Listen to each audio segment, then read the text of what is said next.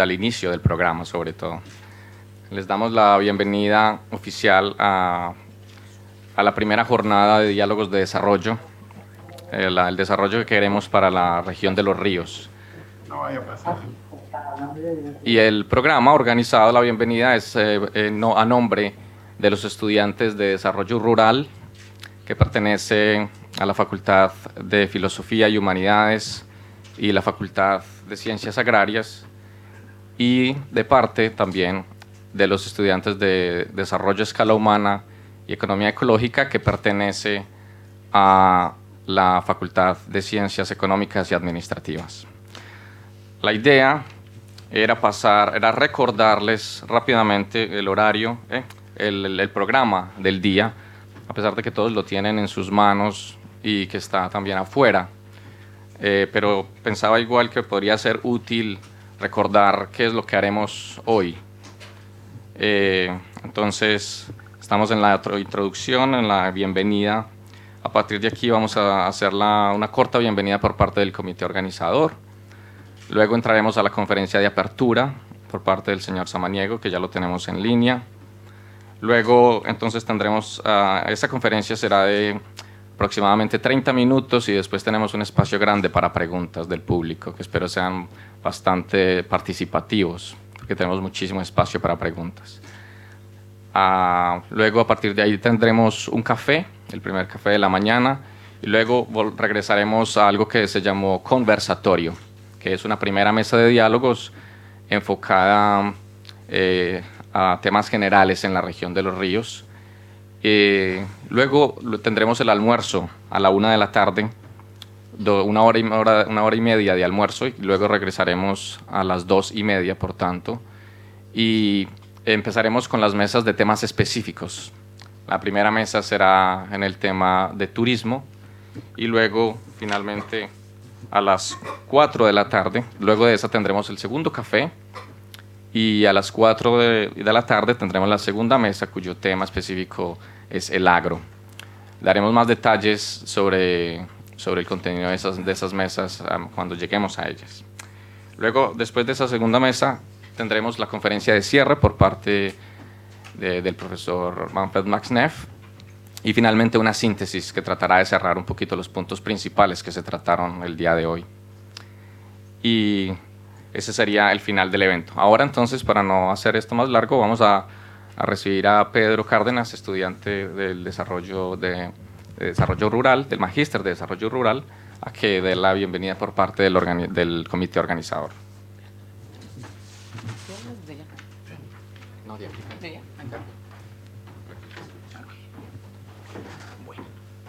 ¿Me escuchan? Perfecto. Bueno, buenos días a todos y todas. Gracias por asistir a esta primera jornada de diálogos, el desarrollo que queremos para la región de Los Ríos. Una propuesta surgida entre las inquietudes y discusiones de algunos estudiantes de los magísteres de Desarrollo Rural y Desarrollo a Escala Humana y Economía Ecológica. Un proceso que nos llevó unos meses en concretar, tanto por el objetivo que queríamos alcanzar, como por las reflexiones y debates surgidos en la misma definición de lo que se entiende por desarrollo. Somos conscientes que el discurso del desarrollo tiene varios matices, que como grupo organizador no compartimos en su totalidad, pues consideramos que el desarrollo no es igual a bienestar, ni es la consecución exclusiva de bienes materiales y tampoco un lugar al cual llegaremos como frutos del crecimiento económico. Sin embargo, es la expresión que más se usa en diferentes escalas de la vida social. Por tanto, nos acogimos a esta categoría para convocar a diferentes actores sociales, sociedad civil, academia y gobierno local, para que nos hablaran desde su perspectiva sobre este tema, puntos de encuentro, disensos y alternativas de solución. En esta misma línea, también somos conscientes, y en ello nos excusamos, que faltan temas por abordar en esta primera jornada, pero en un tiempo tan corto en el que contamos en esta oportunidad, esto no fue posible. Sin embargo, invitamos a que este espacio de encuentro lo sigamos construyendo en próximas oportunidades y allí continuemos con otras temáticas de interés y otras voces. Finalmente, agradecemos a los magísteres en Desarrollo Rural y Desarrollo a Escala Humana y Economía Ecológica por apoyar esta iniciativa, a los directores de los respectivos programas Laura Nahuel Gual y Patricio Beloa por brindar los recursos y asesoría del cuerpo docente para concretar esta jornada. Asimismo, agradecemos a los diferentes ponentes del día de hoy, académicos, profesionales, líderes sociales, entre otros, por aceptar nuestra invitación. En este mismo sentido, no puedo dejar de agradecer el apoyo incondicional de Ala Monge de la Universidad de Costa Rica, quien nos orientó en todo el proceso, y a todo el equipo organizador de estudiantes que llevó a cabo esta iniciativa. Bienvenidos y muchas gracias por estar acá.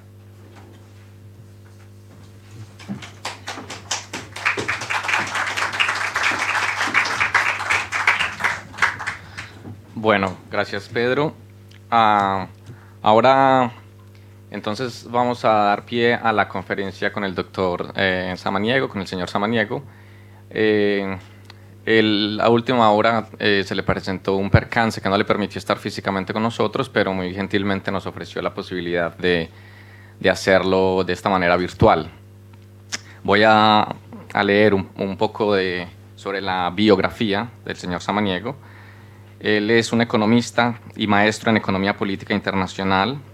Es exdirector del Centro de Transporte Sustentable. Ha sido consultor del Programa de las Naciones Unidas para el Medio Ambiente, del Banco Mundial, del World Wildlife Fund y del Centro GEO. Fue coordinador de Asuntos Internacionales de la Secretaría de Medio Ambiente, Recursos Naturales y Pesca. Colabora con la coordinación del Diplomado de Economía y Gestión Ambiental del Instituto de Investigaciones Económicas de la Universidad Nacional Autónoma de México y desde el 2004 es director de la División de Desarrollo Sostenible y Asentamientos Humanos de la Comisión Económica para América Latina y del Caribe, CEPAL. Entonces, sin más preámbulos, si el señor Samaniego nos está escuchando, bien pueda.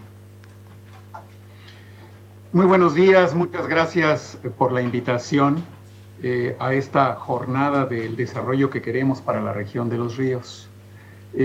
Agradezco a la universidad, agradezco al programa de Magíster esta oportunidad y me parece que en mi presentación voy a tocar un tema mucho más orientado hacia el desarrollo urbano. La plática que voy a tener con ustedes, que les voy a dar, es sobre el estilo de desarrollo latinoamericano, qué estaría pasando con Chile, de qué estamos hablando ahora en la nueva agenda del desarrollo. Y permítanme comenzar un poco caracterizando a la región de América Latina y el Caribe. Nosotros nos vamos a ir acercando gradualmente a Chile y a la escala de lo local a lo largo de la presentación. ¿Dónde está América Latina hoy? Bueno, en términos resumidos, tenemos que América Latina, después de una década de un crecimiento muy alentador, que duró del año más o menos 2003 al 2013 con la breve irrupción de la crisis, ha tenido un crecimiento modesto ahora, a partir del año pasado, que depende excesivamente del consumo y cuyo dinamismo ahora está declinando. Veremos un poquito más adelante los datos que nos muestran cómo la estructura económica se ha vuelto mucho más vulnerable al valor internacional de las exportaciones de los productos primarios, cómo hemos ido perdiendo terreno en productos de mayor valor agregado y de mayor contenido tecnológico. Se han reducido las exportaciones en cantidad y en valor. Tenemos un nivel de ahorro que nos pone bajo algún nivel de riesgo. Estamos entrando gradualmente en un periodo otra vez de volatilidad de los tipos de cambio y de un repunte inflacionario en algunos países en la región. Tenemos reservas, afortunadamente, y esto nos diferencia enormemente de la crisis que tuvimos en los años 80. Y ahora tenemos un proceso muy interesante que implica la redefinición de la agenda del desarrollo, donde la equidad está figurando mucho más centralmente que en el pasado. Esto lo vamos a ver con algún nivel de detalle y es muy alentador ver avances en la definición de la agenda post-2015 después de la cumbre de Río.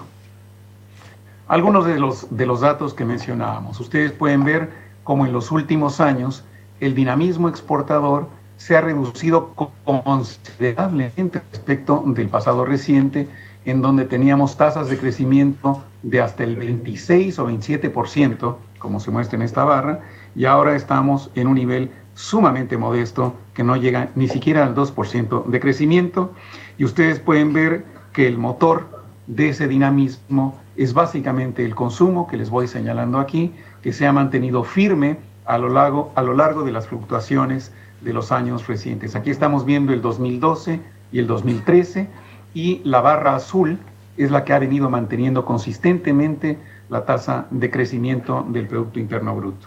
En algún momento exportaciones e importaciones se han reducido muchísimo y ciertamente la inversión muestra un comportamiento mucho menos que deseable. Si lo vemos en términos de un horizonte mucho mayor, 1980 a 2012, vemos que la tasa de inversión no ha recuperado todavía los niveles que tuvimos en los años 80, cuando llegamos a un nivel prácticamente del 25%. Hoy, a pesar de la bonanza, en nuestro mejor momento nos hemos quedado por debajo de ese nivel. Esto lo podemos ver incluso en un horizonte más largo, 1950, 2012, en donde el PIB per cápita no ha podido alcanzar los promedios históricos que tuvimos en la segunda mitad del siglo XX.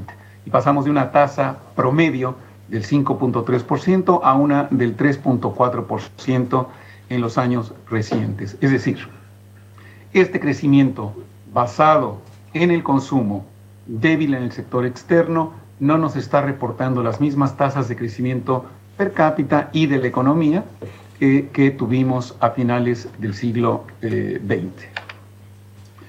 ¿Algunas razones estructurales? Sí. Si comparamos, por ejemplo, la dinámica exportadora de Asia contra la dinámica exportadora de América Latina y el Caribe, vemos que la participación de las exportaciones de alta tecnología es mucho menor. Nosotros estamos realmente a la cola, es decir, nuestro comportamiento exportador reciente se parece al comportamiento exportador antiguo de Asia y nos hemos quedado muy atrás respecto de ellos. Esto se refleja de otra manera de verlo, es como la franja de colores claros se ha ido comprimiendo dentro de la composición de las exportaciones de América Latina para darle un paso creciente a la parte oscura de las importaciones. ¿Qué estamos diciendo aquí?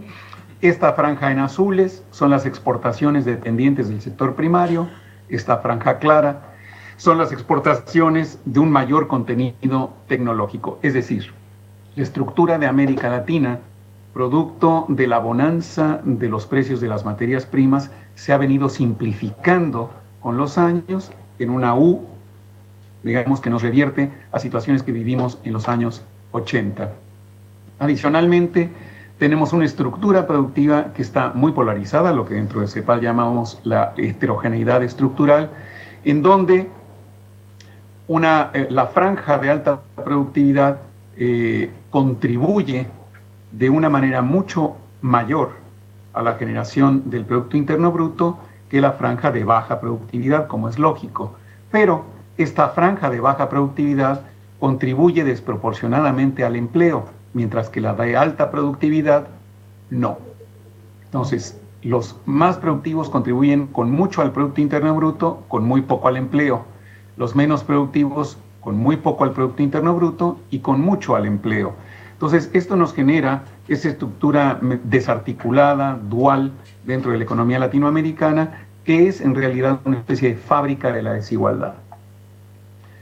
No nos ayudan las finanzas públicas. Nosotros tenemos aquí en la parte alta de la columna a los países de la OCDE y lo que podemos ver es cómo se comporta el índice de Gini antes y después de la intervención de las finanzas públicas. Tomemos el caso de Irlanda, que es uno de los más evidentes, en donde la estructura económica, como en América Latina, genera un resultado muy desigual. Un índice Gini de 1 es desigualdad completa, un índice Gini de 0 es igualdad completa. Entonces, Irlanda, uno de los países que por estructura económica es de los más desiguales, cerca del 0.6 del Gini, una vez que intervienen las finanzas públicas, se reduce enormemente y baja a menos de 40% el índice de Gini, logrando una reducción considerable en términos de la desigualdad. En América Latina, en cambio, vemos que la efectividad de la intervención de las finanzas públicas es mucho menor.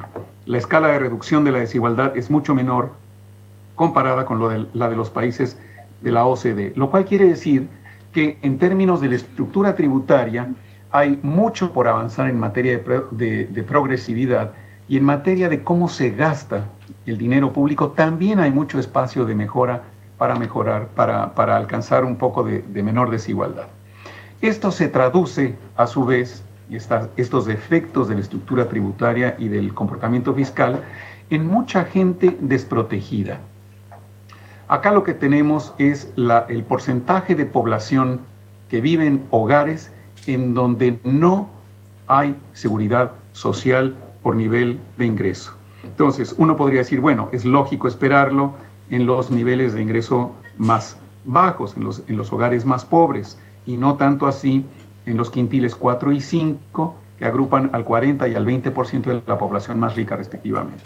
Pero lo que estamos viendo en América Latina es que incluso en la población de mayores niveles de ingreso no tiene ningún tipo de protección social, hasta el 30% de la población, que se va prácticamente a la mitad de la población en promedio en América Latina, que no tiene protección social en los niveles más bajos de ingreso. Esto puede ser mucho más grave en algunos países, como el caso de Paraguay, donde los más pobres están virtualmente,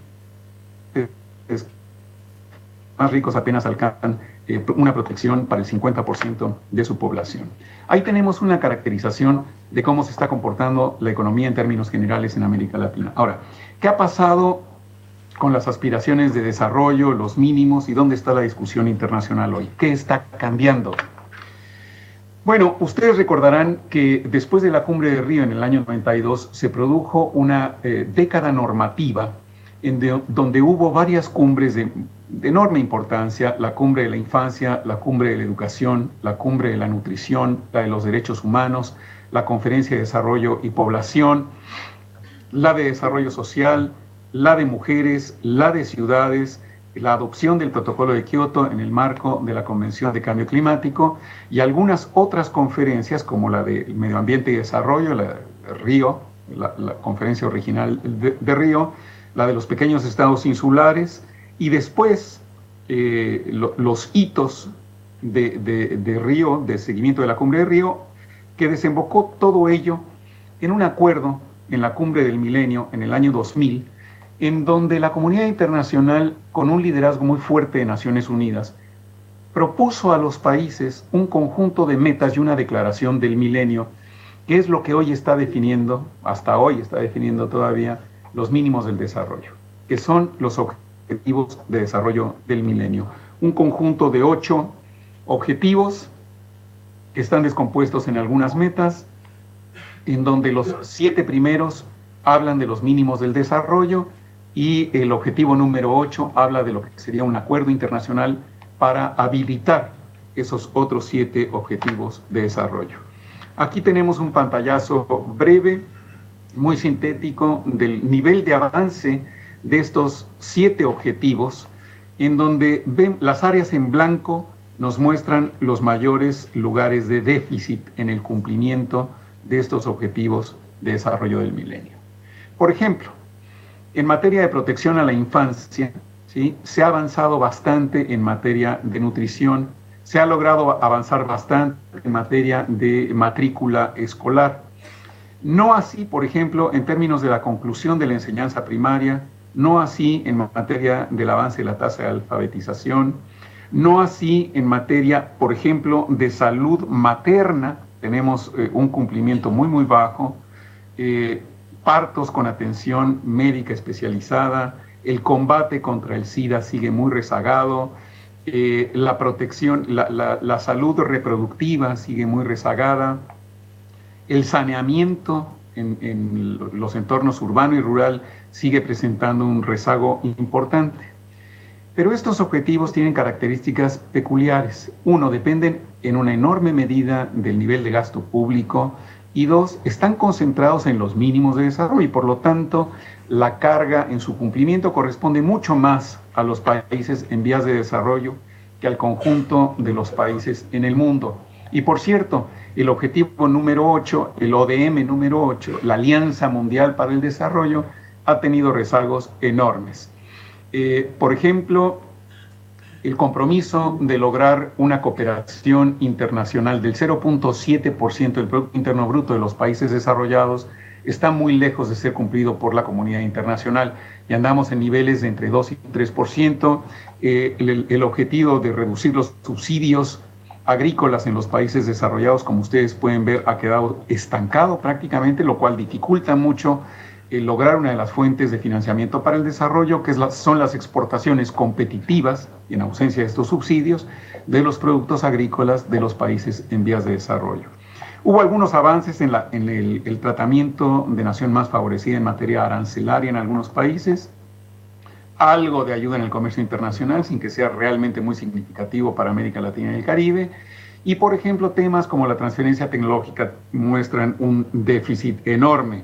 Aquí vemos la diferencia en los costos de acceso a la banda ancha entre países desarrollados acá y países en vías de desarrollo de América Latina y el Caribe, donde vemos que los costos de acceso a la tecnología pueden multiplicar por muchas veces el costo que tiene en los países desarrollados. Algunas lecciones de este enfoque al desarrollo, bueno, son mínimos de desarrollo, no es ciertamente una aspiración de desarrollo sostenible, eran muy claros, eran muy limitados, establecieron con claridad canales y pautas para el flujo de la ayuda de los países desarrollados del norte hacia los países en vías de desarrollo del sur, especialmente los más pobres. Quedaron mandatos muy claros para el sistema de Naciones Unidas, el tema del combate contra el SIDA está en una agencia de Naciones Unidas, la salud materna y la salud sexual está en otra de las agencias de Naciones Unidas, el combate a la pobreza está en otra agencia de Naciones Unidas, PNUD, el ODM 7 está fundamentalmente repartido entre Hábitat y el Programa de Naciones Unidas para el Medio Ambiente, etcétera, etcétera. Pero hay una vinculación muy débil con el resto de los procesos económicos. Depende mucho del gasto público en cada uno de estos sectores. No se involucró a la comunidad estadística. Estos fueron indicadores que fueron puestos por el Sistema de Naciones Unidas para adopción de los países y por lo tanto fue percibido como un proceso desde arriba, desde el ámbito internacional hacia los ámbitos nacionales.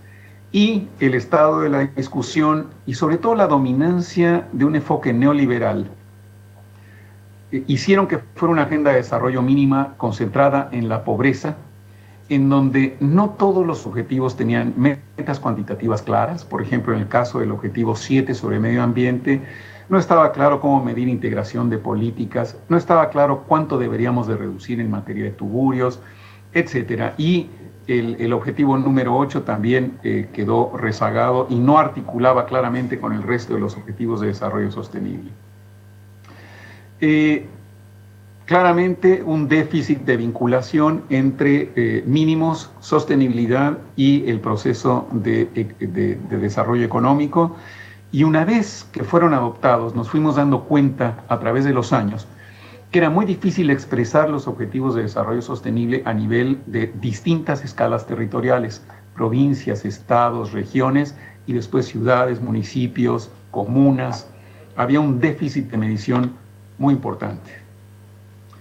Estamos a un año del cierre del periodo de cumplimiento de los objetivos de desarrollo sostenible y a raíz de la Cumbre de Río y de la crisis del enfoque neoliberal donde, digamos, el combate a la pobreza, las transferencias condicionadas, se iban a ocupar de esa parte de desempleo y pobreza friccional, digamos, de transición en lo que el esquema desregulador se convertía en ese motor de desarrollo inclusivo. Se vio con la eclosión de la crisis que no iba a ser así, que el esquema desregulador no daba para incluir a todos, que la pobreza no era friccional, que ha venido creciendo la desigualdad y por supuesto en Río +20 los países se plantean un paradigma distinto del desarrollo que ya no se base en los mínimos, sino que tenga y que tampoco sea prescriptivo, un poco colonialista, digamos, en el sentido de que la tarea está en los países en vías de desarrollo y los países desarrollados no tienen una tarea que cumplir. Y de ahí el concepto de universalidad. Son válidos para los países del norte tanto como son válidos para los países del sur. El tema de la transición epidemiológica permite ilustrar muy bien este punto, porque tanto en los países desarrollados como en los países en vías de desarrollo estamos compartiendo en materia sanitaria ahora una problemática que se va acercando. ¿Por qué? Porque en ambos tipos de países están subiendo las enfermedades no transmisibles, el Alzheimer, los cánceres, las cardiovasculares, las diabetes, enfermedades vinculadas con el estilo, el patrón de consumo de alimentos y el patrón de movilidad, el sedentarismo, etc. Y eso, por ejemplo, lo hace un problema de tipo universal. Universal también para la relación entre gobiernos y sus sociedades civiles, es decir, no se pueden cumplir estrictamente por parte de los gobiernos, tienen que tener un empuje social importante, pero al mismo tiempo, siendo universales, tienen que tener una diferenciación y tienen que ser flexibles, de modo de respetar el principio de responsabilidades comunes pero diferenciadas que fue acordado en la cumbre de Río hace 22 años. Bottom-up, es decir, comandadas por los países, no impuestas desde el sistema de Naciones Unidas, sino realmente acordadas por y con el involucramiento de la comunidad estadística desde un principio para ir adecuando los objetivos con las fórmulas de medición, de reporte, de responsabilidad, del dar cuentas. Y al mismo tiempo un sistema de gobernanza que le dé coherencia al accionar internacional, no solamente al de Naciones Unidas, también a las instituciones financieras de Bretton Woods, al Fondo Monetario Internacional, al Banco Mundial, etcétera, etcétera. No está todavía resuelto cómo va a ser el tema de verificación entre los países. No es vigente todavía el mecanismo de gobernanza, el High Level Political Forum for Sustainable Development. Tiene que ganarse en coherencia también dentro de los países para llevar a las distintas representaciones de los órganos de Naciones Unidas y de Bretton Woods un mensaje coherente.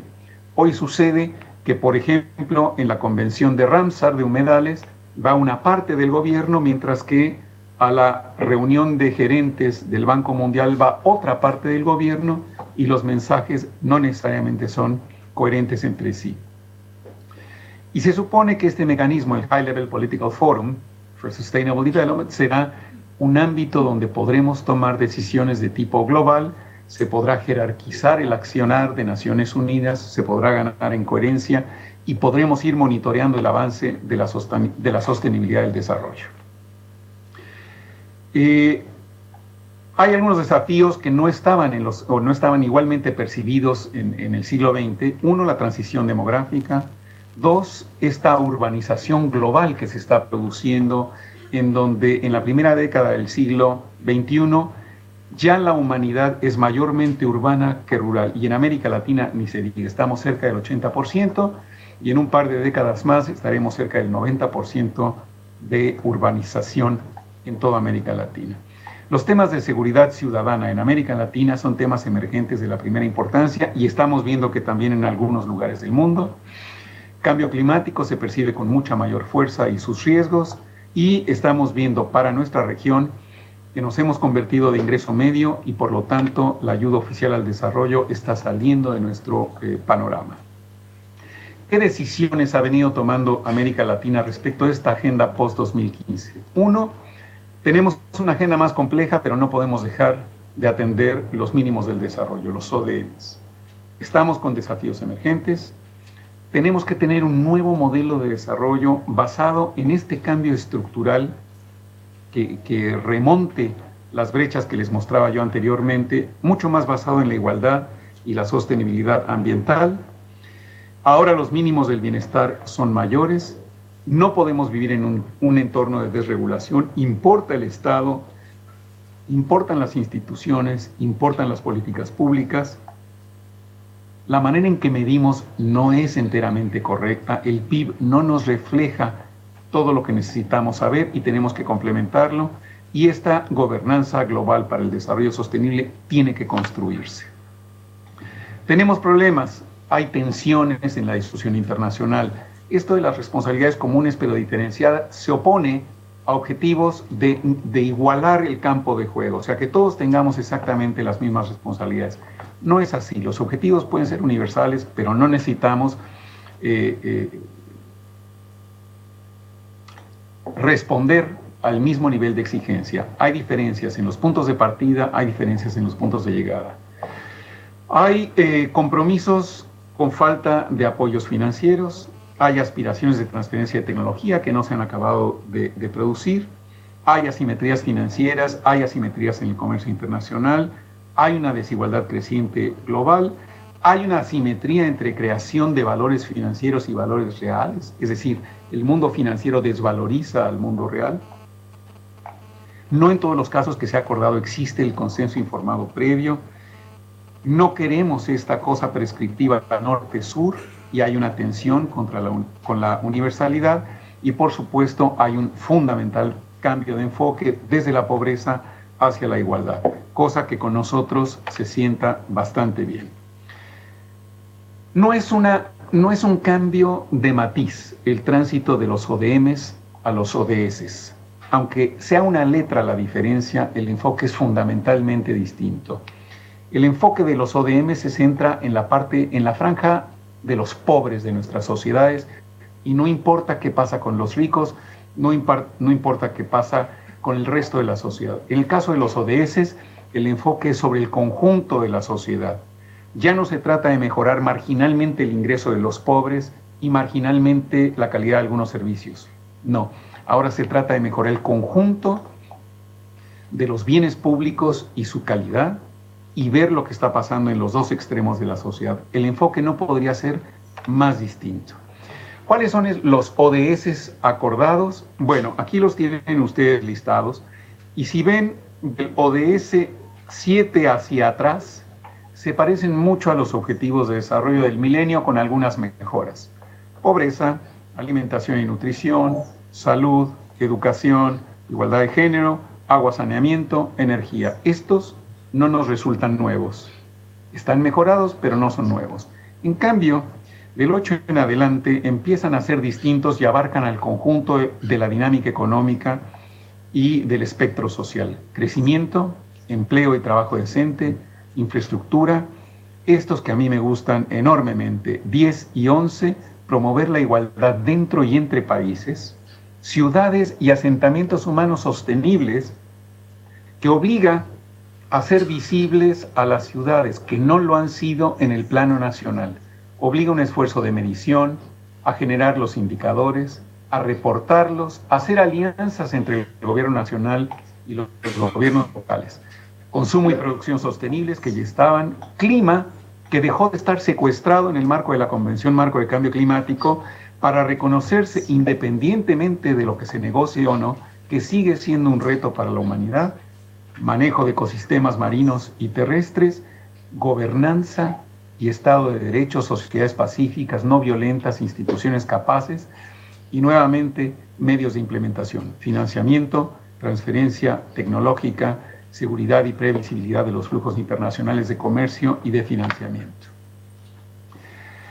¿Qué podemos esperar en América Latina en los próximos años? Y voy a ir apurándome un poquito para llegar a lo concreto. Aquí gran parte de las láminas ilustran algún título, así que vamos a poder ir un poquito más rápido.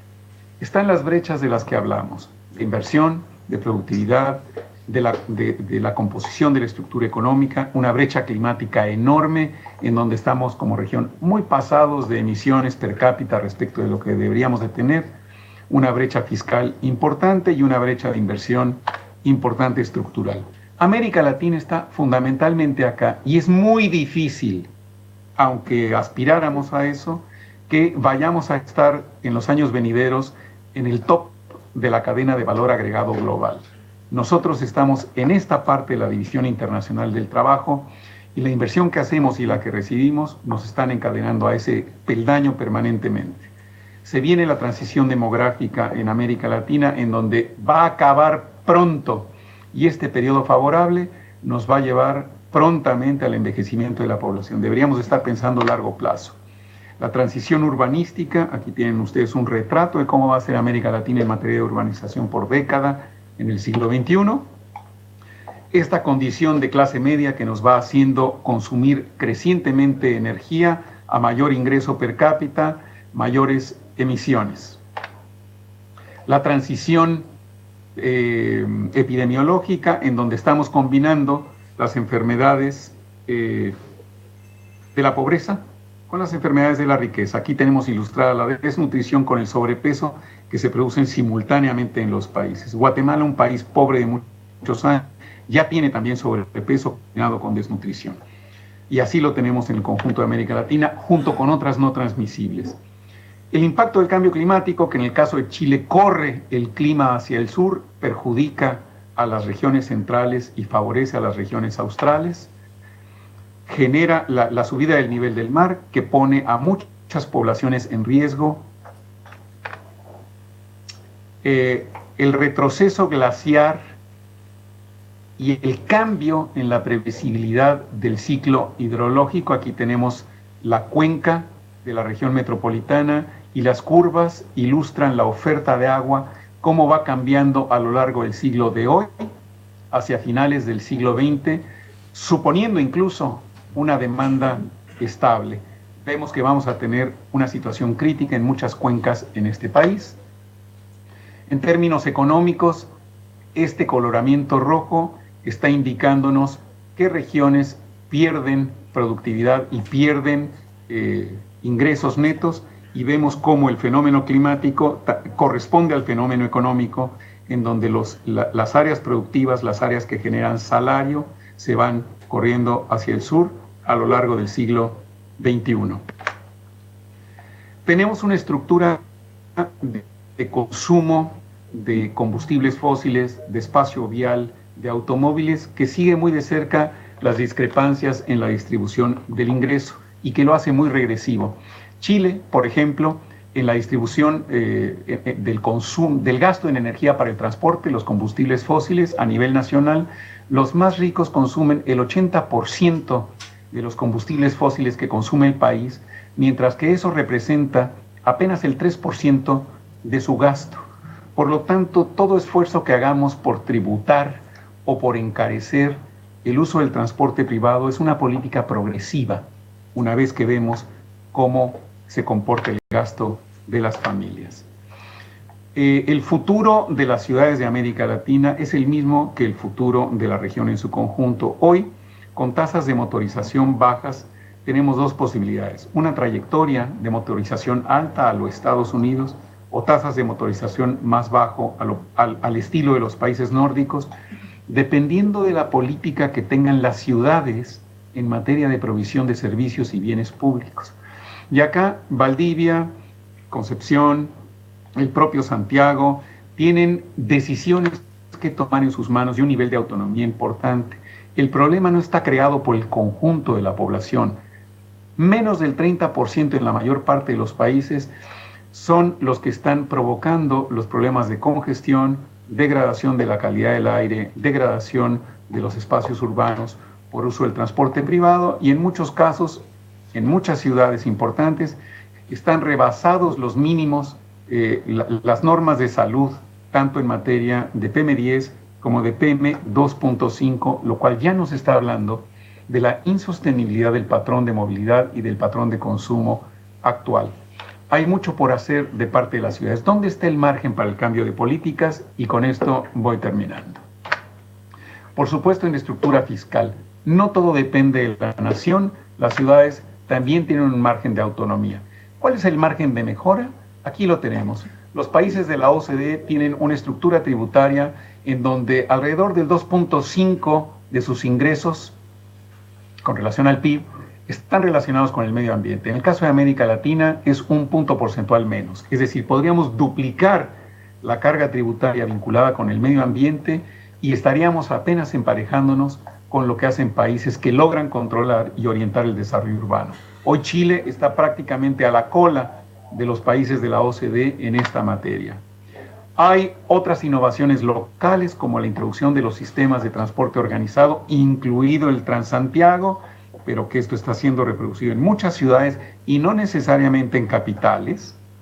Aquí podemos ver León, Guayaquil, Pereira, Bucaramanga, Cali, ciudades que no son capitales, donde tienen sistemas de transporte organizado que mejoran considerablemente la calidad de vida en las ciudades.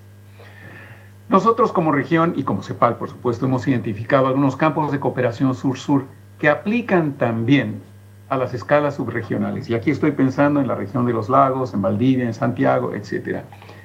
Armonizar la política sobre externalidades. Esto es algo que los gobiernos locales pueden hacer. Cómo se tasa el contenido de carbono en los combustibles, si puede haber sobreprecios o no, etcétera, etcétera. Por ejemplo, Bogotá tiene un sobreprecio al consumo privado de gasolinas y con eso financia, a la par del gobierno nacional, la mejora del transporte público. Un botón de muestra.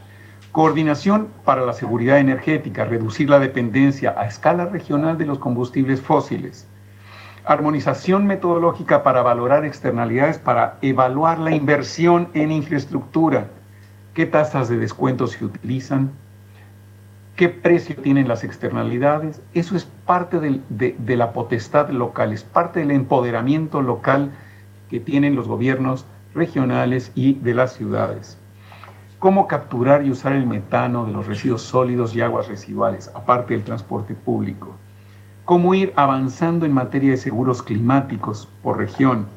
Cómo asegurar la seguridad alimentaria. Esto que yo les mostraba del cambio climático implica que hay efectos sistémicos y puede perderse la seguridad alimentaria por regiones. Entonces, estas pérdidas sistémicas tienen que ser previstas en el largo plazo y las regiones pueden tomar convenios entre sí para evitar encontrarse en situaciones de inseguridad alimentaria. Armonización. Este paquete de ODS que expresa a las ciudades implica un esfuerzo de armonización con los institutos nacionales de estadística y entre las ciudades de cómo se va a reportar y cómo se va a seguir el avance hacia la sostenibilidad en la escala local. Creemos nosotros que las ciudades son más que la suma de sus partes, son bienes públicos en sí mismos y el tipo de matriz de servicios públicos contra privados determina en gran medida el crecimiento o no de la cohesión social dentro de los espacios urbanos y del cumplimiento de la promesa democrática, de inclusión. Por muy buen ingreso que tengamos como trabajadores, es en el espacio público donde nos confrontamos como ciudadanos, es donde en realidad ejercemos la condición de ciudadanía. Entonces, malos servicios públicos de mala calidad, mal espacio público deteriora la cohesión democrática y por supuesto creemos que las inversiones tienen un alto impacto en ciudades y habría un gran espacio de mejora para relacionar instrumentos normativos, uso del suelo, ordenamiento territorial, etcétera, con los económicos. Si uno quiere que no haya construcción en un determinado lugar, no basta el ordenamiento territorial. La carga tributaria tiene que corresponderse y desincentivar o incentivar ese uso del suelo que se está buscando tener. Entonces, termino acá. ¿Hay oportunidades concretas? Sí, sí hay. ¿Las ciudades tienen instrumentos concretos para ordenarse? Sí. Revisar el predial con criterios de sostenibilidad es crucial. Hoy funciona al revés. Premia el irse lejos de los centros y de los cascos históricos de las ciudades. Si se cargara al predial el costo de extender las redes urbanas, sería un desincentivo a el avanzar de las ciudades sobre las zonas rurales. Decidir cómo se cobra el predial o la valorización más bien de los suelos urbanos implica enormes diferencias. Una cosa es cobrarlo en el predial como si fuera un ingreso corriente, otra cosa es cobrarlo en el momento de la compraventa de un inmueble.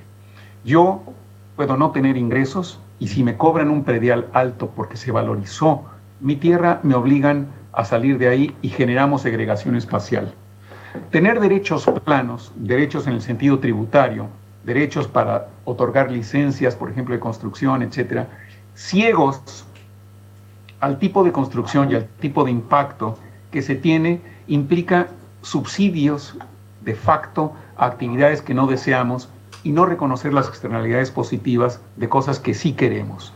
Entonces podemos diferenciar. No es lo mismo poner una estación de servicio que poner un vivero en una ciudad. Los servicios ambientales son completamente distintos. Existe la posibilidad, y hay que pelear por ella, de generar sobreprecios a los combustibles fósiles a nivel local. no puede estar desvinculado quien genere externalidades urbanas por el uso del transporte privado del financiamiento del transporte público, y por supuesto hoy los ODS ponen sobre la mesa la necesidad de integrar el enfoque de género con decisiones de infraestructura, por ejemplo, caso corredores seguros, movilidad segregada, etc. Es decir, la política urbana sí puede hacer una diferencia en términos de calidad, de inclusión, de racionalización del acceso a estos bienes, a estos recursos de uso común que hoy son de libre acceso, como el espacio vial y la atmósfera local, y por supuesto abusamos de ello. ¿Qué creemos que va a pasar en la región por estos ODS y la inclusión de este ODS urbano? Que se les va a dar visibilidad a las ciudades en el plano nacional, que va a requerir de mejor integración de políticas, que se van a tener que priorizar soluciones públicas por sobre las privadas en materia de transporte, congestión y calidad del aire. Posiblemente haya mayor resiliencia y claramente va a haber sinergias entre el ODS urbano y otros como el de género, el de igualdad, el de salud, el de seguridad, etc. Y con esto les presenté el diálogo que tenemos con los colegas y cómo estamos percibiendo los nuevos retos del desarrollo para la región. Gracias.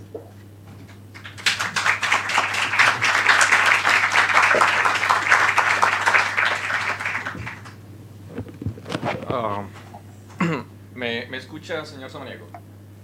Sí, con mucha claridad. Qué bueno. Entonces, el objetivo, Cristian, si nos puede colaborar con las luces, por favor, o quien sea que las apagó, sería óptimo. El objetivo, ahora tenemos 40 minutos para preguntas. La dinámica sería, dado que el señor Samaniego nos está escuchando por este microfonito, que ya probamos que tiene sus debilidades, la dinámica es que se acerquen, le hablen básicamente a esta distancia, que él dice que escucha bien, y también tienen la potencialidad de que los vean. Entonces, los invitamos a... No, él me escucha bien de aquí, él ya me dijo que me escucha bien. Sí, gracias. Entonces, bien puedan, las preguntas aquí, y él los estará escuchando. Muchas gracias. Hola, buenos días. Dulce Candia, desde Valdivia. ¿Lo puedes mirar ahí por la camarita? La camarita es esa. José Luis, creo que nos conocemos por ahí, no hemos visto los temas de agua internacionales. Pero mi pregunta aquí concreta es, el tema es la amenaza a la democracia real, ¿ya? Porque cuando tú puedes tomar decisiones como autoridad sin una democracia real, que tiene que ver con una democracia con opiniones que sean válidas, que sean opiniones calificadas. Nosotros vemos permanentemente que a los ciudadanos nuestra mayor amenaza es muchas veces las decisiones de la autoridad sin esas opiniones calificadas, porque se toman decisiones en base a populismos, por ejemplo, o yo no sé por qué no preguntan de verdad con el concepto de desarrollo que está válido en todo el mundo. Un ejemplo acá en Valdivia, por ejemplo, en la plaza. Quieren hacer estacionamiento en la mitad de la plaza. Y para nosotros, yo creo que los pocos ciudadanos que tenemos un poco de conciencia del desarrollo real, es una tremenda amenaza. Pero ¿quién decide eso? ¿Cuáles son los técnicos, los profesionales? Y finalmente, ¿dónde está la democracia? Porque la mayoría votan por comodidad o por ignorancia y ok, quedamos todos como a largo plazo dañados. Esa es mi pregunta concreta, o sea, la democracia real, ¿cómo se inserta en el desarrollo sostenible? Mira, es una pregunta muy bonita, porque es un asunto que se debe nos permite pensar en lo concreto. Mira, esto es claramente una materia de opinión. nosotros sabemos, y lo vieron ustedes en los gráficos, quiénes consumen la gasolina y quiénes tienen los autos. Entonces resulta que es una parte minoritaria de la población. Y la plaza se hizo con el esfuerzo de todos los ciudadanos. Es parte del patrimonio común. Entonces, cuando uno lo pone en su... O sea, uno tiene que ponerlo en su justa dimensión. Yo como entendería la plaza es que le estoy cediendo parte del patrimonio común que construyeron todos los ciudadanos a través de las finanzas públicas a un grupo reducido de ciudadanos que lo puede ocupar, que tiene los medios para ocupar el estacionamiento. Yo estoy cuasi privatizando un bien público. Seguramente los argumentos no son esos cuando la autoridad toma la decisión. Los que contribuyen a mi campaña van a estar muy contentos porque son los que tienen los coches, a otros les va a parecer indiferente, no van a ver esta transferencia patrimonial, ¿verdad? Pero uno, cuando lo puede conceptualizar, lo puede también poner en la discusión. Es muy difícil que el conjunto de la ciudadanía acepte que yo le voy a transferir mi patrimonio a santo de nada a una pequeña porción de la población que se lo puede apropiar. Entonces, cuando uno pone sobre la mesa las estadísticas, la información, etcétera, uno tiene los instrumentos para que desde la ciudadanía tú puedas cambiar la narrativa. Y eso es muy importante. Y aquí hay una conjunción de elementos que tienen que darse, que no necesariamente se dan en todas las ocasiones. Primero, si la autoridad no quiere hacer esa narrativa o no puede, va a ser preso de otra narrativa. ¿Sí? Yo estoy generando comodidad para los señores que pueden usar el coche. No lo dice tal vez públicamente, yo estoy ganando adeptos para poder financiar la próxima campaña. Pero ustedes tienen ahí este posible conjunto de activos que es la universidad, que podría estar estudiando estos temas y haciéndolos visibles y darles continuidad en el tiempo, con un movimiento ciudadano que puede levantar esta narrativa alternativa. Entonces, me parece que allí se genera un contrapeso a esa democracia no real que la obliga a ver hacia su ciudadanía. No es fácil el asunto, no es que se den automático, porque efectivamente se produce una dicotomía de intereses entre ciudadanos y autoridades, o sea, corresponden a segmentos de interés distintos. Nosotros estamos empujando, y yo creo que eso es algo que se debería de poder empujar también a nivel local, el concepto del principio 10 de la Cumbre del Río. El principio 10 decía, bueno, está bien, en una de esas podemos tener gobernantes ilustrados o no, pero lo que tenemos que tener es una ciudadanía con herramientas para poderse ilustrar. Entonces, tiene que haber acceso a la información, tiene que existir participación en los mecanismos de toma de decisión y tiene que haber mecanismos de reparación, sean administrativos o judiciales, de las malas decisiones. Entonces, lo que estamos haciendo ahora es que entre países estamos tratando de armonizar la barra hacia arriba para que se aplique plenamente el principio 10. Pero esto no tiene que ocurrir necesariamente a nivel internacional, ni siquiera a nivel nacional exclusivamente. Puede ocurrir a nivel local. El principio 10 es tan válido para el país como válido para la ciudad. Entonces, generando la información, la nueva narrativa, peleando los espacios de difusión, de conocimiento de esto, y peleando por un principio todavía más general que el de la plaza, que es tener información confiable, seguimiento, acceso y mecanismos de reparación.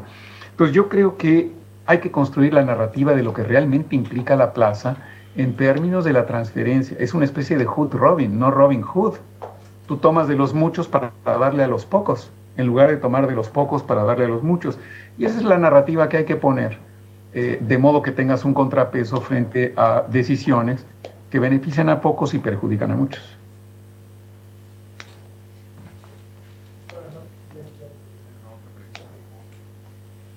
Y Dulce, aprovecho para saludarte, para saludar a Valentina, que ya la vi por ahí. No estoy seguro de que esté Benjamín, pero espero que esté ahí Benjamín también.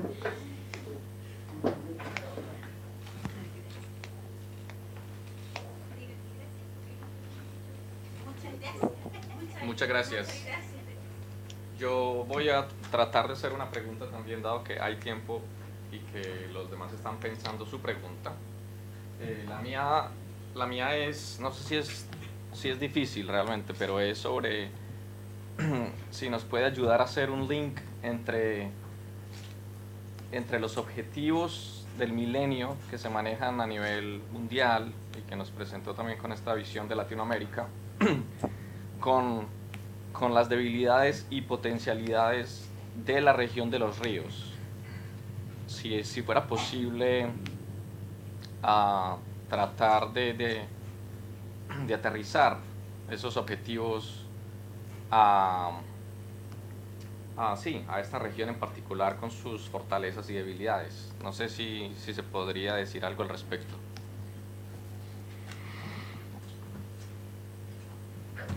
No te puedo dar una respuesta como tú le esperarías, porque no tengo la información suficiente para poderte decir, mira, en cada uno de los ODMs, la región de los ríos está así. No te podría decir cómo está los casos de SIDA, los casos de pobreza, los casos de desnutrición, cuántos tuburios se redujeron entre el 2000 y el 2014. Todo eso no te lo podría yo responder. Lo que sí te puedo decir es que si no existe ojalá exista la información en términos del ordenamiento de los ODMs, porque se supone que es una responsabilidad de Chile poderlo reportar en todos los niveles de gobierno. Y eso debería de existir. El gobierno nacional debería de tener el insumo que corresponde a la región de los lagos, el insumo que corresponde a la ciudad de Valdivia. Y si no lo tiene, allá hay un déficit muy grande. Y hay una oportunidad de trabajo muy grande para ustedes como académicos y para informárselo a la sociedad, porque son objetivos acordados nacionalmente y por lo tanto esos déficits son exigibles a tu gobierno local y a tu gobierno nacional y daría como para hacer mucho ruido. Respuesta 1. Respuesta 2, lo mismo va a pasar con los ODS, que son mucho más complejos. Entonces, la región de los lagos, con sus autoridades, con sus universidades y con sus grupos sociales, debería estar discutiendo cómo le van a hacer para seguir esos ODS, esos objetivos de desarrollo sostenible, que van a expresar si la región de los lagos va en el camino correcto o no. Y eso, discutirlo con el Instituto Nacional de Estadística, porque va a tener que ser un reporte oficial. Pues como yo lo veo es que si no existe esa información, si existe, yo la desconozco y ustedes tienen que buscarla. Si no existe, hay que construirla. Y eso da motivos para la movilización académico-social. Y dado que ya están aprobados por la Asamblea General, están recibidos por la Asamblea General, y como estamos viendo la cosa, van a ser aprobados en la siguiente Asamblea General en 2015, los objetivos de desarrollo sostenible también van a tener que ser seguidos y reportados. Y ahí ustedes tienen una iniciativa enorme de movilización académica y ciudadana. Y muchas tesis doctorales que hacer.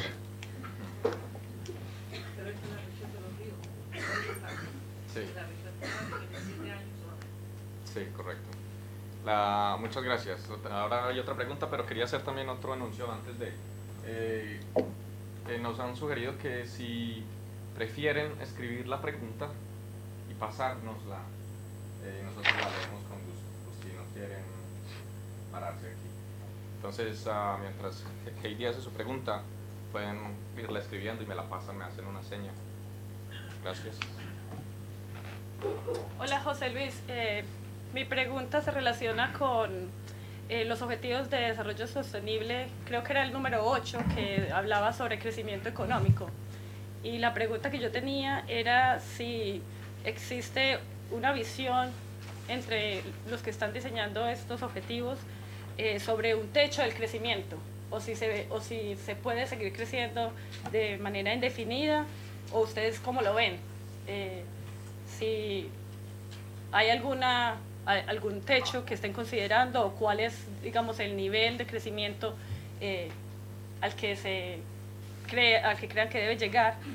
Y una pregunta alternativa a esa es si existe una estrategia alternativa donde el crecimiento no sea de pronto uno de los ejes principales, sino otra forma de desarrollo.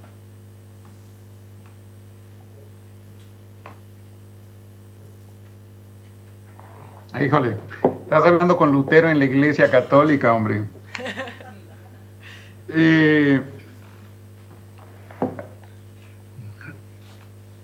La ortodoxia económica no puede prescindir del concepto de crecimiento y la ortodoxia política tampoco, por una razón comprensible, digamos. Con la fuga hacia adelante del crecimiento, tú omites tener que tener una discusión sobre la distribución del ingreso ya creado, de la distribución de la riqueza ya creada, ¿sí? Entonces, eso lo conviertes en un punto ciego en la discusión económica.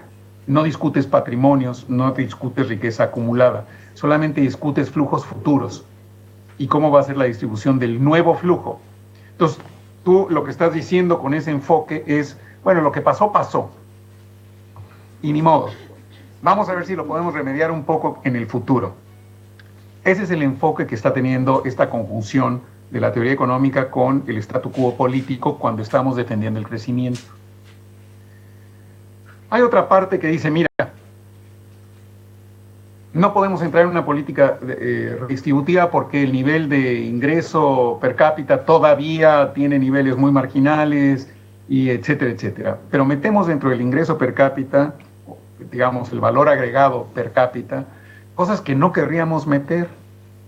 Todo lo que estamos gastando en defensa, en seguridad, en curaciones, etcétera, que forma parte del PIB, del Producto Interno Bruto, que hoy se toma como proxy del bienestar y que no necesariamente lo es. Entonces tendría que haber una revisión muy a fondo de qué entra en el Producto Interno Bruto, qué sale, y sobre todo cómo contamos los patrimonios. Ahora, ¿hay un nivel de crecimiento por el que se esté abogando? Sí. Hay un nivel de crecimiento dada la distribución del ingreso, y eso no se cuestiona, en donde tú tendrías que ir a tal ritmo de crecimiento para sacar a los pobres y a los miserables de la pobreza. Pues tú mides la elasticidad, ingreso de los pobres, exactamente la elasticidad PIB del incremento del ingreso de los pobres o de los miserables, y entonces dices, bueno, dado que ellos responden a una cantidad inferior al 1, yo tengo que crecer tantas veces o a tal porcentaje para que ese pobre salga de su nivel de pobreza. Y sobre eso construyes tasas de crecimiento necesarias. Si a eso le combinas la dinámica poblacional o la dinámica de la población económicamente activa que entra al mercado de trabajo o potencialmente podría entrar al mercado de trabajo, con la brecha de productividad entre la frontera tecnológica y lo que hoy tenemos, resulta que le tienes que sumar a la elasticidad PIB de los pobres, le tienes que sumar la elasticidad, cambio de la productividad y la tasa de crecimiento del PIB para absorber la incorporación de nuevos entrantes en la población económicamente activa. Cuando tú haces todas esas cuentas, resulta que tendríamos que crecer en América Latina para cerrar esas brechas, la poblacional, la productiva y la de pobres, a niveles que son cercanos al 7% anual durante el siglo XXI. Entonces, no solamente la idea de crecer, sino el nivel de crecimiento necesario para que fuera aceptable, a dónde nos lleva en materia de desarrollo, no es demasiado creíble. En mi división, algunos colegas creemos que se puede crecer de otros modos. Creemos que, por supuesto, hay un motor de crecimiento para la economía de la sostenibilidad que está muy, muy subutilizado. ¿Y qué implica esto que les estoy comentando a ustedes? La creación de bienes públicos. Bienes públicos que son inclusivos, etcétera, etcétera. Pero uno tiene que aceptar que es posible no crecer y cambiar la distribución de las actividades económicas. Es decir, el conjunto, el marco, no necesariamente tiene que crecer o puede crecer a tasas muy bajas, pero la distribución de las actividades que caben dentro de ese marco puede ser completamente distintas. Y eso puede generar mayores niveles de bienestar que crecer con la misma estructura de producción a tasas mayores. Pues ahí hay una discusión muy rica, pero hay que documentarla. Es decir, tú puedes decir, mira, la región de los ríos no necesariamente tiene que crecer a una tasa de tanto, pero su composición sectorial se puede mover de esta manera, aunque el sobre no se mueva demasiado, porque eso cambia la composición del empleo, la demanda de empleo, la composición de tu producto regional o nacional, depende de la escala que tú estés viendo. Entonces, así se va determinando la prescripción de las tasas de crecimiento. Yo creo que no es posible con este patrón de consumo, con este patrón de distribución de la riqueza y del ingreso, crecer indefinidamente. Ya estamos rebasados en términos de la huella ambiental respecto de lo que aguanta el planeta, sociedad por sociedad, ¿sí? Salvo algunas pocas sociedades como Cuba y los países menos desarrollados que todavía están debajo de lo que aguanta, de su consumo, de la proporción de planeta que les toca. Pero hay países que están muy, muy pasados de ese umbral. Entonces, claramente el patrón es insostenible y no solamente eso. Lo que yo les digo de transporte público, transporte privado, calidad del aire, fuga de los servicios públicos hacia los privados, te está mostrando una tensión entre igualdad y sostenibilidad que tienes que resolver. Entonces, incluir, igualar, mejorar la calidad de vida no es posible con este esquema de crecimiento. Entonces, lo estamos viendo con cambio climático, lo estamos viendo con contaminación local, lo estamos viendo con congestión, lo estamos viendo con el tratamiento de los residuos sólidos, con la contaminación del suelo. Este patrón no es sostenible por muchos ángulos. Entonces, creemos que tiene que cambiar profundamente.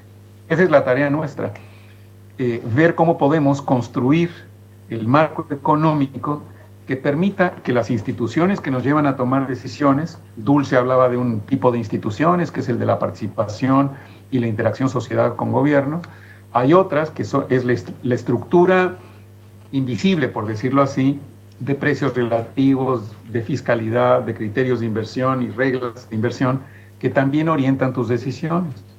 Entonces tenemos que poder hacer coincidir lo sostenible con lo económicamente razonable. Y hoy eso está en contradicción. Entonces, la tarea que tenemos nosotros en esta división, en CEPAL, con algunos colegas en Naciones Unidas y otros organismos, es que justamente esa economía evolucione para poderse hacer compatible con la sostenibilidad. Y eso pone en cuestión también el concepto de crecimiento, así como lo estamos conversando ahora. Muchas gracias. Tengo ahora 5 preguntas en fila. Tenemos 20 minutos. ¡Epa, les están animando! Y tenemos 20 minutos. Sería óptimo si logramos meterlas todas en los 20 minutos. Aquí voy a empezar con la primera que me la pasaron escrita. Dice, ¿qué va a pasar con la agricultura periurbana en el desarrollo de las ciudades medianas a grandes y con el ordenamiento territorial y los nuevos instrumentos de desarrollo? ¿Me escucho bien o le repito?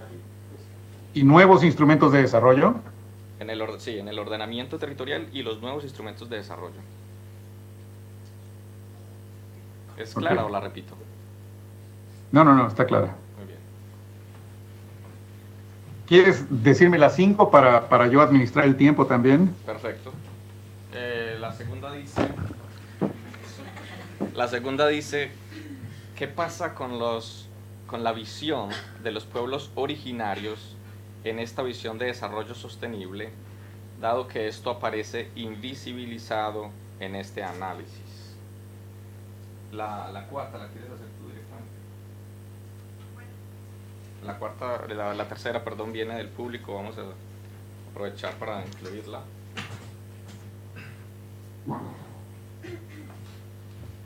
Hola José, buenos días. Buenos días, público.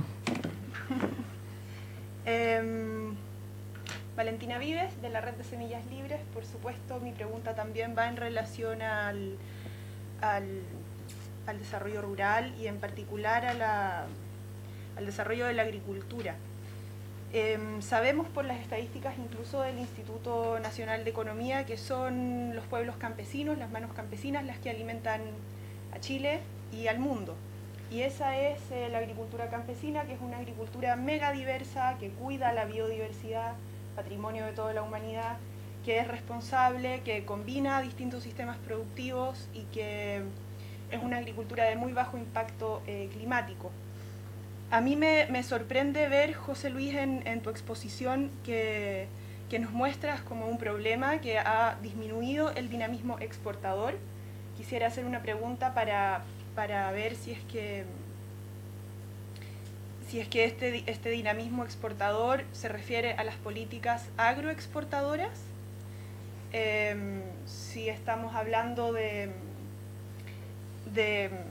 fomentar una industrialización de la agricultura, más que fomentar la agricultura campesina, cuando hablas de disminuir los subsidios en el campo y fomentar las exportaciones competitivas, que en Chile decimos que somos potencia agroalimentaria y forestal, y todos los fondos para el financiamiento de la agricultura van en el sentido de la innovación y la competitividad. Quisiera saber si CEPAL tiene una postura en relación al fortalecimiento de los subsidios campesinos. Sabemos que el campesino es uno de los sectores sociales más vulnerables que existen, y que efectivamente hoy, día 16 de octubre, se celebra el Día de la Alimentación y el Día de la Soberanía Alimentaria. Más que seguridad alimentaria, la capacidad que tenemos de elegir qué es lo que comemos, cómo nos alimentamos, más que poder acceder económicamente a los alimentos. Entonces quisiera que me resuelvas esta inquietud que tiene que ver con los subsidios. Específicamente acá en Chile se están aplicando políticas para bancarizar los créditos, es decir, los créditos que se dan a los pequeños agricultores campesinos se están externalizando a los bancos. Eso significa que se van a endeudar más todavía de lo que están endeudados con el Estado. ¿Y qué es lo que va a pasar? Se va a hipotecar la tierra, la poca tierra que tienen en sus manos, el 4% de la tierra. O sea, acá en Chile el problema de la distribución de tierra es una vergüenza, y quisiera que por favor te refirieras a eso. Perdón si te pongo en problemas, porque sé que la presentación estaba más para el urbano, pero para abrir así la reflexión. Gracias. Gracias, Vale. De hecho, ¿Y la quinta pregunta? la quinta son dos, y la primera dice, usted señala que los ODM tienen una base neoliberal. ¿De qué manera los ODS trascienden esta lógica? Y viene acompañada de, ¿cuál es la distinción que hacen estos ODM y ODS entre las necesidades rurales versus urbanas? ¿O no hacen distinción? ¿Y cuál es su visión respecto a los desafíos particulares del desarrollo rural? Hay una pregunta más que con el perdón del autor, no sé quién es, creo que ya está incluida en cuanto a que es una discusión sobre la contribución de los pueblos originarios. Entonces yo creo que por el tiempo ya tiene bastante escrito ahí para resolver. No, ya hicimos la pregunta. Ya hicimos la pregunta de los pueblos originarios. Muy bien, entonces esa última dice dos cosas. Favor profundizar respecto a la tendencia o proyección de la ruralidad considerando el contexto de esta región bajo el enfoque de ODS. Y luego estructuras, dice aquí estructuras de gobernanza en escenarios regionales con pueblos originarios y actores no visibilizados, pequeños campesinos, por ejemplo, dice ahí. Bueno, gracias. Y entonces aproximadamente 15 minutos y se logra. Gracias.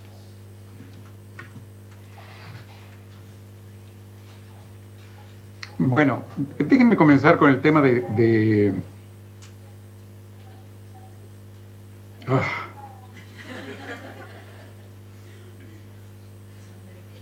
los actores y los ODS, porque eso refleja el proceso de discusión global que se tuvo en los ODS. Por ejemplo, nuestra división de género, grupos militantes de la cuestión de género, etcétera, han señalado y se han quejado de que los ODS no son suficientemente explícitos en materia, en el tema de género. Como ustedes están señalando que aquí no están los campesinos, ni están los pueblos indígenas, etcétera. Y efectivamente hay déficit dentro de los ODS por un número de razones enorme. y que son comprensibles también y que, bueno, son parte de las realidades de las negociaciones y de las visiones internacionales, pero que en su expresión regional, local, nacional pueden variar. Ustedes saben que se hizo hace 2 semanas, junto con la cumbre de cambio climático del 23 de septiembre, una primera cumbre de Naciones Unidas sobre los pueblos indígenas. Y el asunto no es menor. Tomó más de 1 año, tal vez 2, llegar a esa decisión y que se ejecutara. ¿Por qué?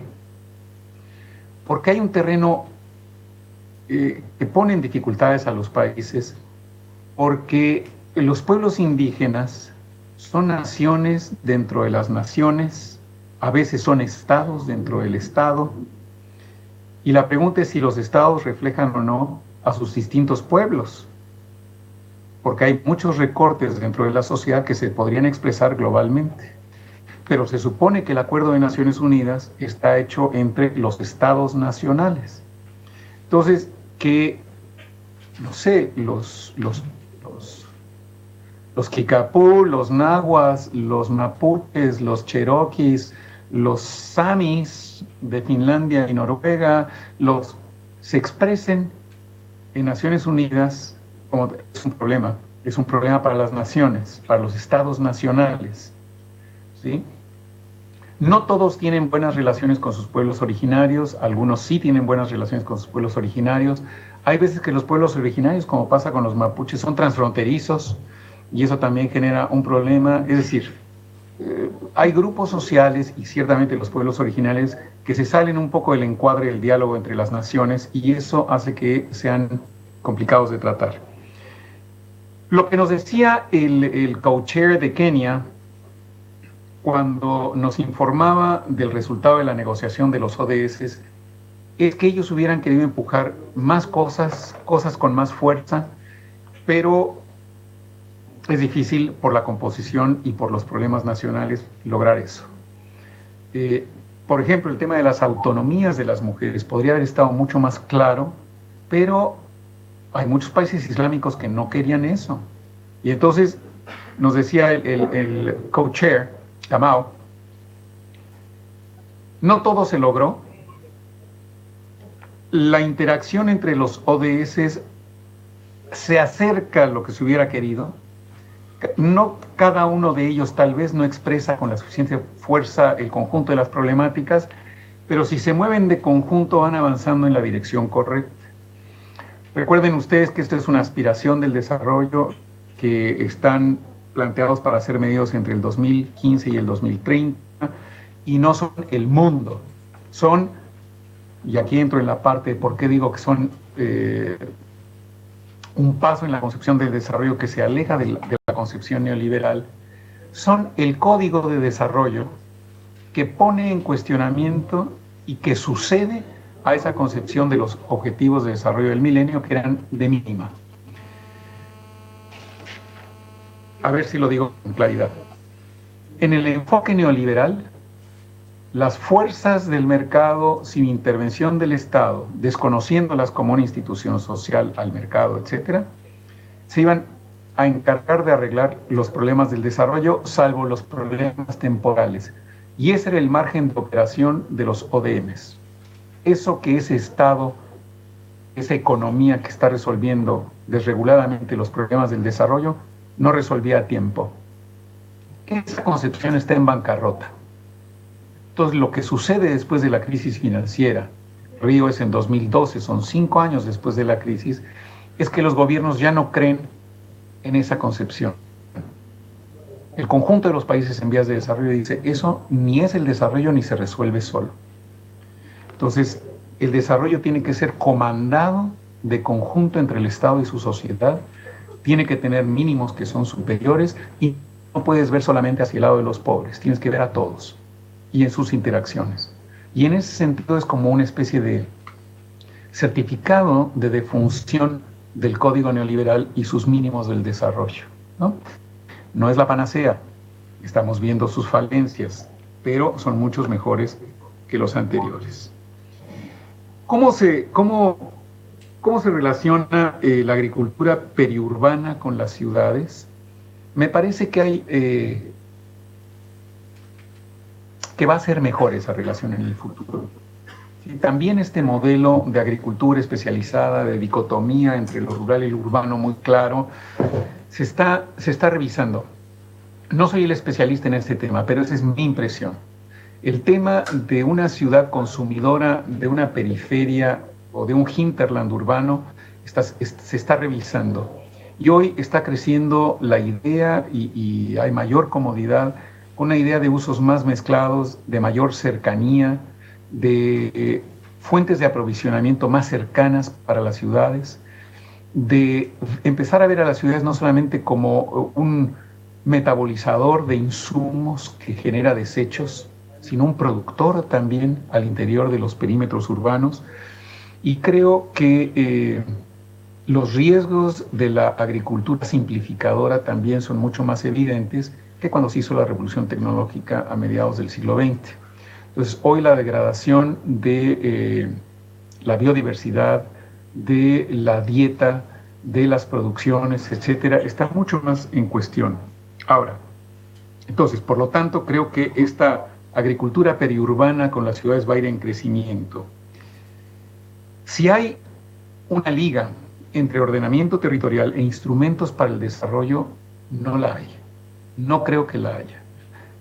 Son instrumentos que pertenecen a disciplinas distintas y no se ha producido todavía ese puente entre, por ejemplo, política fiscal, predial, derechos, derechos de emisión y ese ordenamiento territorial.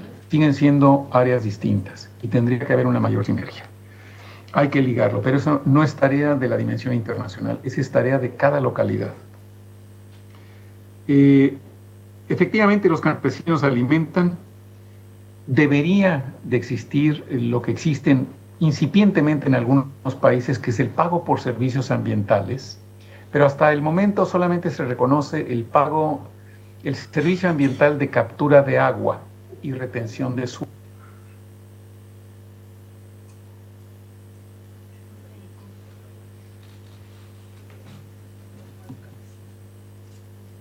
¿Aló? Señor Samaniego.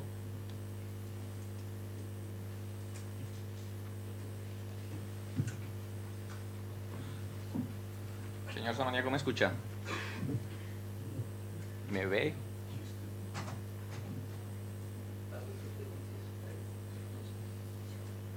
Él siguió derecho.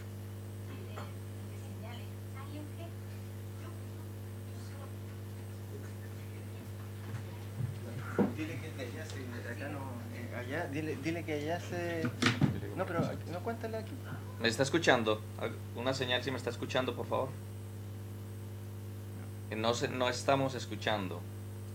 Algo pasó allá. Claro, se desconectó allá. Si no hagas nada acá, porque no es de acá. Algo debió haber pasado allá porque no tenemos audio.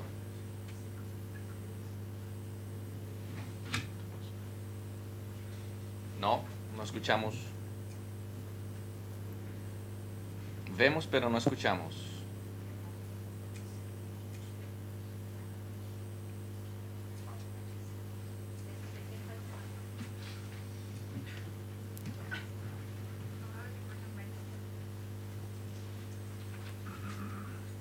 ¿Usted me escucha?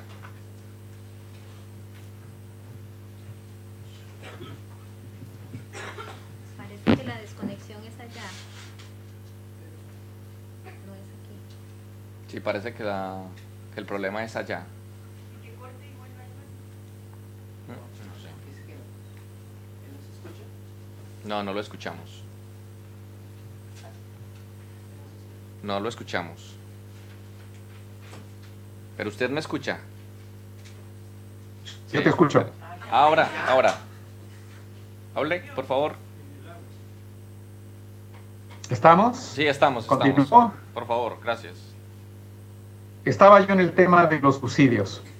Lo que ha caído es la exportación de industrias extractivas, no tanto de la agricultura. Estoy hablando de minería metálica, etcétera. Ciertamente no ha caído la exportación de la economía campesina, es la gran agricultura en todo caso la que ha ido perdiendo un poquito de precios en los commodities. Ahora, si no existieran los subsidios que fracasó la OMC en remover, la agricultura campesina junto con la agricultura industrial serían mucho más rentables en el mundo y habría, por cierto, creo yo, más recursos para poder ganar en esa pelea económica por el reconocimiento de los pagos por servicios ambientales. Entonces hay que seguir empujando por esta reducción de los subsidios en los países desarrollados a su propia agricultura. Bancarizar a los agricultores efectivamente puede ser un riesgo. Es distinto una entrega de un subsidio directo a entregarlo a través de un banco donde es mucho más fácil entrar en el conjunto de los servicios bancarios, incluidos los préstamos, etcétera. Pero no necesariamente una cosa conduce a la otra. Yo creo que hay más riesgo, pero no hay un destino de mayor endeudamiento. Y con eso creo que he podido contestar lo que puedo contestar. Yo creo que para darle prioridad al diálogo sobre el café, llegó una última pregunta. Si la podemos de pronto tratar de responder en estos 2 minutos, sería estupendo. ¿Cuál es el rol de las políticas públicas en el desarrollo de energías renovables no convencionales, teniendo como referencia que Chile es uno de los países con mayor potencial no explotado en la región? ¿Y cómo desarrollar una industria que supere la primarización? Gracias.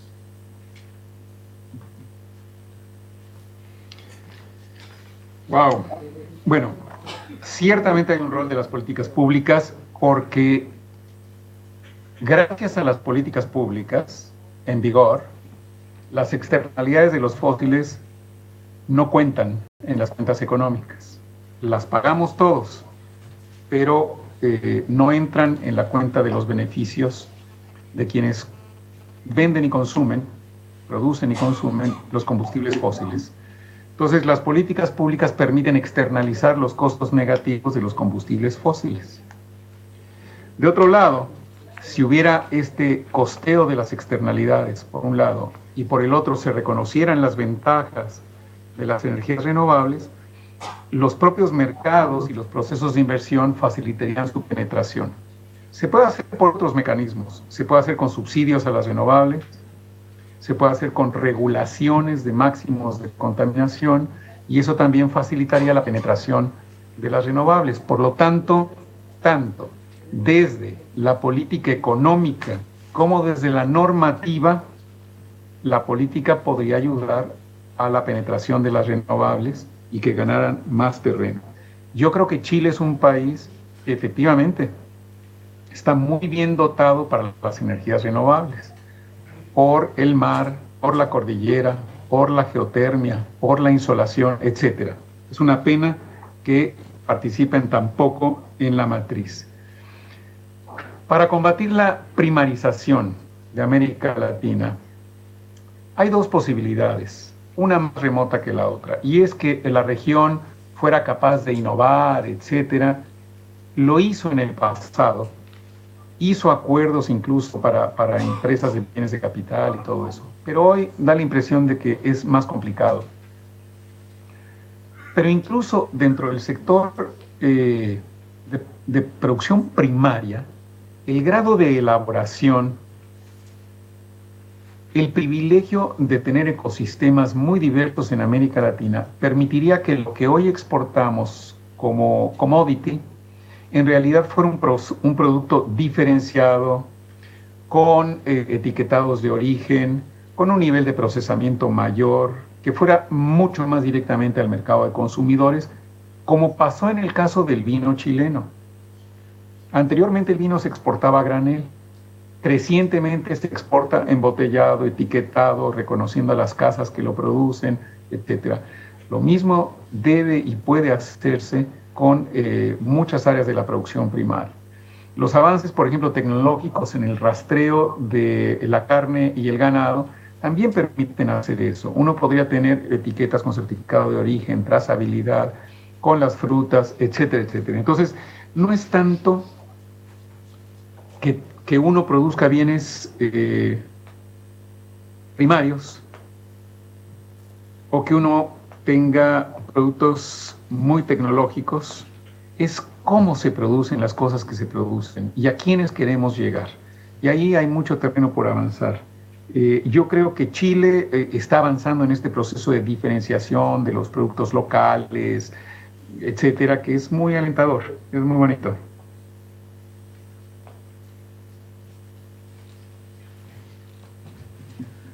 Bueno, muchísimas gracias, señor Samaniego, por su tiempo.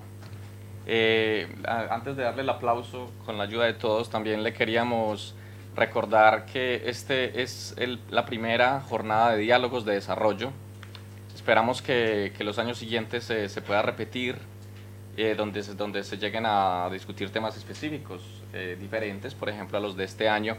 Y quisiéramos también invitarlo a que participara de las próximas versiones de este evento con nosotros y que nos diera sus aportes y la visión de la CEPAL.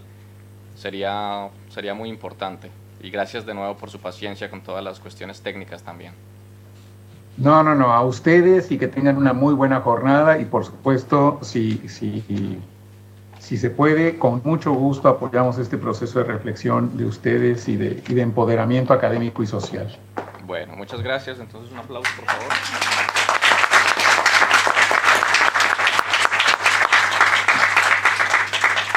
Ahora los que estén muy bien.